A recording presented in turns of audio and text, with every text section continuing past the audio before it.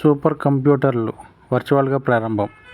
పూణేలో జరగాల్సిన పర్యటన రద్దు కావడంతో ప్రధాని మోదీ గురువారం వర్చువల్గా 3 పరమ్ రుద్ర సూపర్ కంప్యూటర్లు ప్రారంభించారు.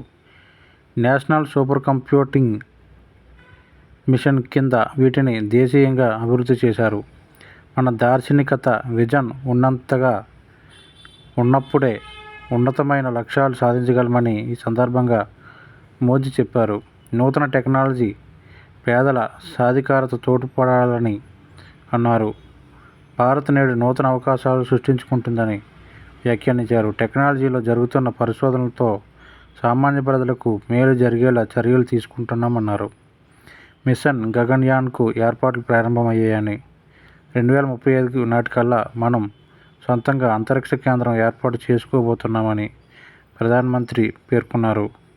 130 కోట్లతో రూపొందించిన 3 పరమ్ రుద్ర సూపర్ కంప్యూటర్లను పూణే, ఢిల్లీ, కోల్కతాలో ఏర్పాటు చేయబోతున్నారు.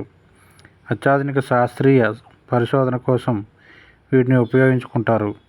అలాగే వాతావరణ పరిస్థితులపై పరిశోధనల కోసం 850 కోట్ల హై పెర్ఫార్మెన్స్ కంప్యూటింగ్ సిస్టమ్ను ప్రధాని మోదీ ప్రారంభించారు.